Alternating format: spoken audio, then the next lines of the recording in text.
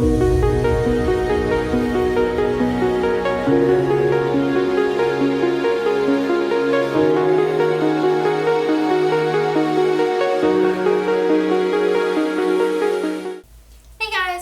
ClarinetAddict here, and today I'm going to be doing a requested video by someone who requested it through my Facebook page, and I'm sorry, I don't remember what your name was, but all I remember is it's going to be an in-depth cleaning tutorial on how I clean my clarinet, sort of a bi-weekly, monthly, yearly thing that I'm all going to do on one video. So let's just jump right into it.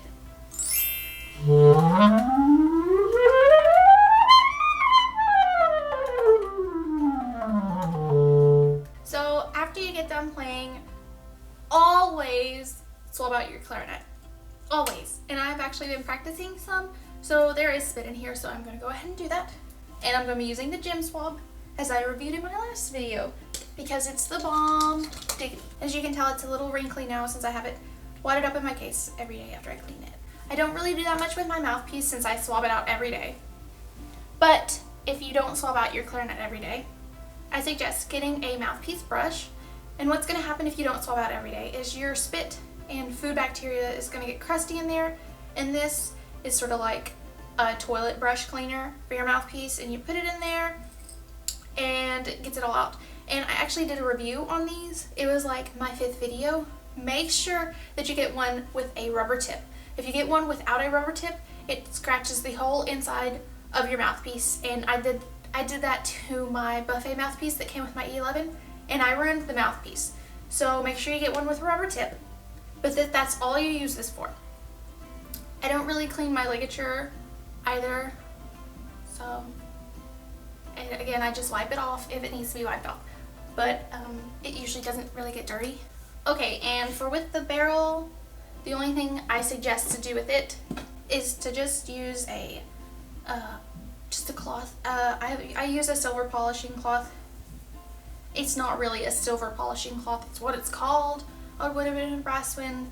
It's just a wiper. You can use it to wipe anything. Use it to wipe off all of the leftover oils that have caked on there over the couple weeks. Now also for the upper joint, I stick my finger in either side, sort of use this as a hold on it, and clean the keys, pretty much wipe the keys down. So you wipe. Make sure you get all of your leftover hand crusties off of here, and they get in some of the weirdest places, so make sure you wipe it all. And usually I take a lot more time than this, but I don't want to make this video 10 minutes of me just wiping. And for the actual holes, use a Q-tip. You can go inside the actual holes and get out any of your finger nasties, whatever those are called. I'm not sure. And you get inside of the keys really well. Okay. So the upper joint is all good. I got a new cork on my lower joint, so it's slowly getting to the area where I can pull off my bell without trying to use a crowbar or anything. Again, I'm going to be swabbing out the lower joint by itself because I played it earlier. Did you? Oh my gosh, did you guys see that? You used to call me on my cell phone. So I'm just going to be wiping this down again as well. Same as the upper joint. Making sure I get all the stuff off here. And I probably wipe the keys down probably every week. I feel like my keys feel so much better whenever I clean them off regularly. And I also clean back here, take off my thumb rest because there's gunk that gets built up behind the thumb rest. And I'm going to be cleaning the tone holes again with just the Q-tip. And you can clean inside of the metal rings as well. Actually, I've got my apron, but it's at school right now, and so we can't.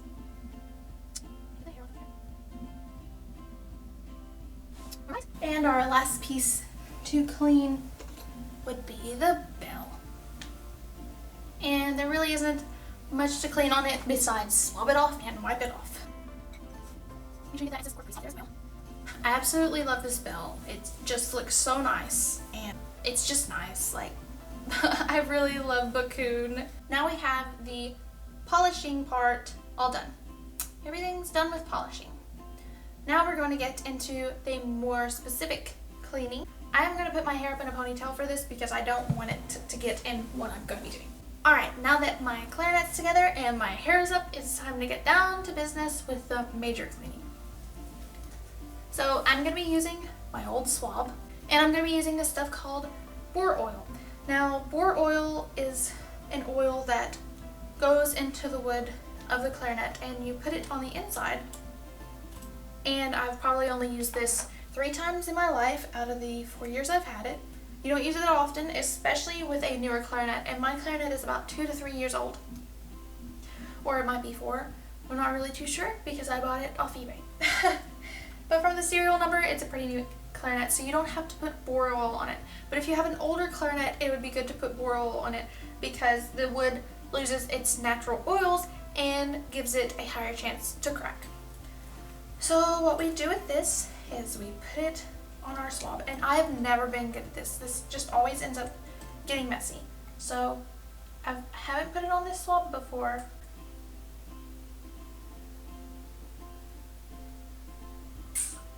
Oh no, it went in my pants.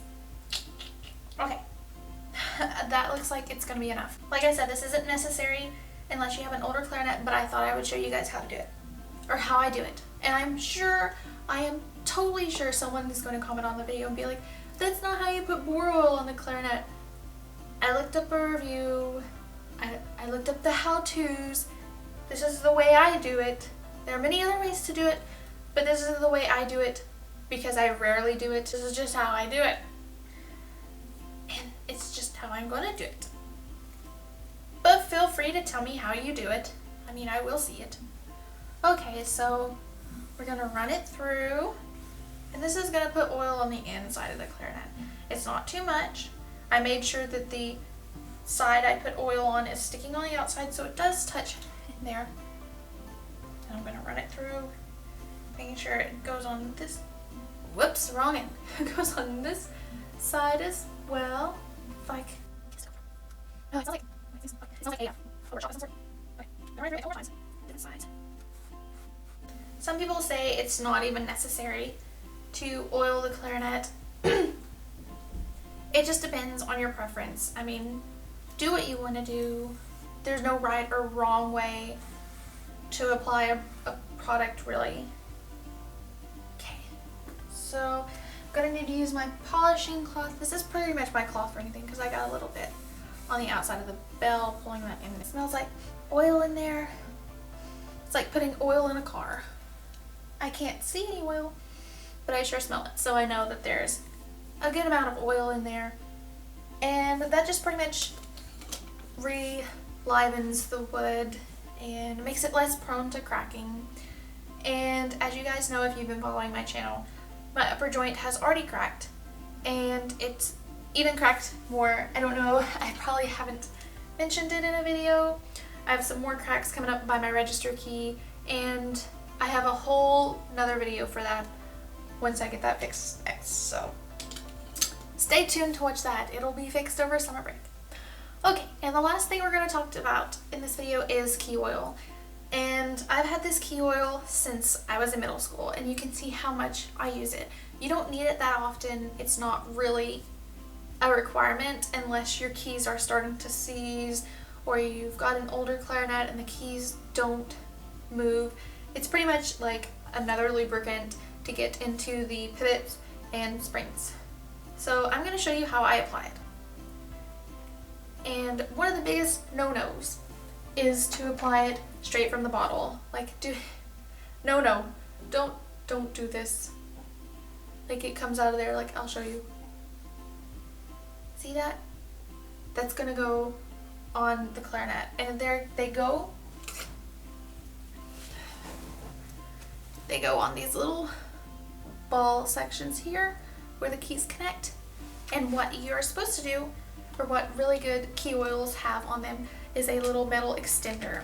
And unfortunately, I don't do that. So I'm going to be using a nail, and I know it's very, very weird to use a nail, but I'm going to be applying some of the key oil on the nail, and it's enough. it'll seep into the screw. It is enough, trust me. So get a little bit on there and just overcline it. This would take forever. I need to get one of the new key oil things. But I haven't key oiled my clarinet in quite a while because it just doesn't need it.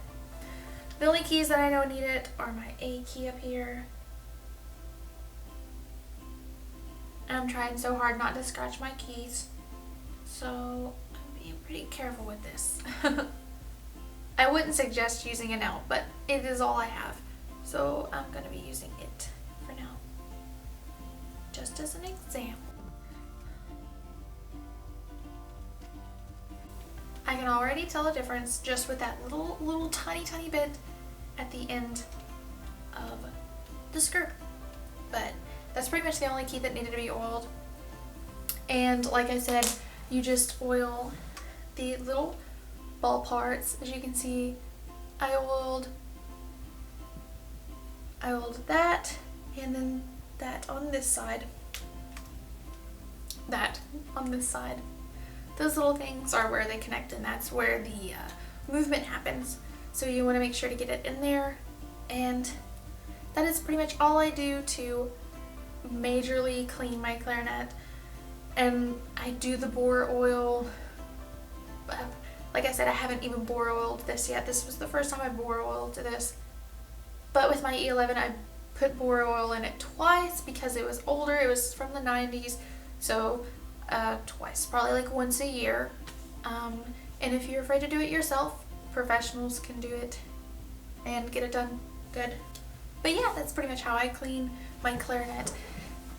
And my bi-weekly / weekly / yearly / cleaning routine for my clarinet. So I hope this helped you guys learn how to put bore oil on your clarinet, how to put key oil on your clarinet, how to clean your keys, how to swab out. I hope you guys know how to swab your clarinet out. Make sure to check out my last video where I reviewed the gem swab. It's a pretty great swab. I've been using it for a week now and I like it. It's pretty good. I really appreciate your all's support.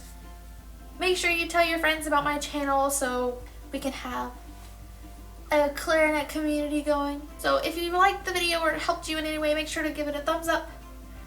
And thank you guys so much for watching.